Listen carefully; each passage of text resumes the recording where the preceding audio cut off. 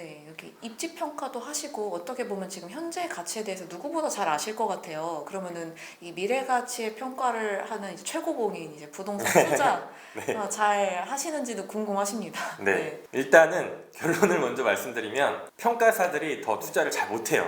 네. 아, 그 이유의 대표적인 예시를 한번 들어보면 평가사가 이제 아닌 부동산에 관한 지식이 있거나 없으신 분들도 많이 계시는데 그분들이 이제 투자를 할 때는 언론이라든가 또는 미디어 그다음에 최근 이제 유튜버에 관련한 정보들이 공개가 많이 되어 있잖아요. 그러한 정보들을 토대로 해서 접근을 하시게 되는데 평가사들 같은 경우는 그런 정보 외에 기타 공개되지 않은 정보에 대한 권리나 내용들이 좀 있단 말이에요. 그러다 보니까 내가 투자를 할 때 사실 나는 A, B, C 요인만 고려를 해서 투자를 고려를 해서 괜찮다라고 생각을 했는데 평가사들 입장에서 봤을 때는 불확실성, 위험의 요인들이 D, E, F가 또 있는 거예요. 네. 그러다 보니까 다른 사람들이 봤을 때는 좋게 보지만 오히려 평가사들이 봤을 때는 조금 더 보수적으로 접근하는 측면이 좀 있어서 그래서 실질적으로 투자를 잘 못하시는 분들이 사실 대다수이고 그렇지만 그럼에도 불구하고 이 평가사의 시각과 그다음에 소위 말하는 디벨로퍼의 관점, 시각을 같이 갖고 가시는 분들이 투자에서 좀 성공하시는 분들도 꽤 많이 있어요.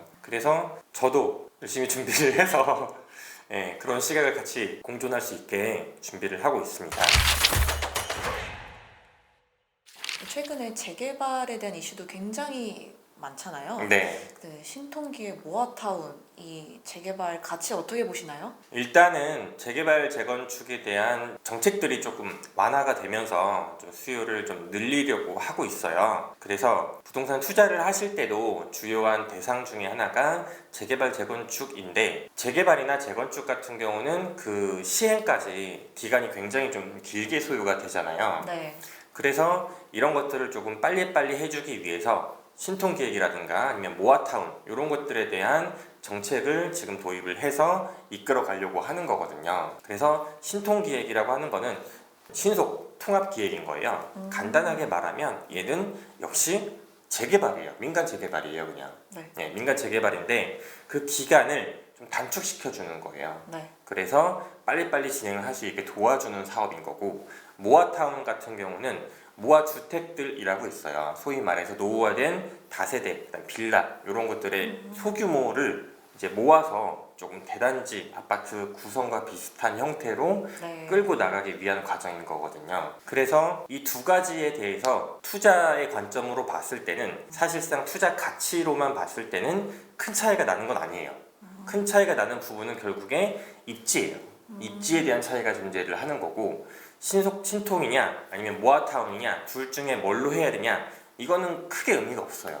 크게 의미가 없고 오히려 조심스러운 입장이긴 하지만 신속통합기획과 모아타운 두 개의 입지가 만약에 같다라고 전제를 해봤을 때는 신통 쪽이 저는 조금 더 낫지 않을까라고 생각을 하거든요. 그 이유가 뭐냐면은 모아타운 같은 경우는 모아주택에 대한 이제 개별 조합장들이 존재를 해요. 네. 근데 신속통합계획은 그 하나의 단지 조합장이 한 명이 존재를 하는 거거든요. 비유를 하자면 학교를 다닐 때 1반 반장이 있고 2반 반장, 3반 반장이 있어요. 그리고 회장이 있죠. 네. 모아타운 같은 경우는 1반, 2반, 3반 반장을 모아서 진행을 하니까 서로 자기 반의 이익이나 이런 것들을 위해서 의견을 제시를 할 수밖에 없단 말이에요.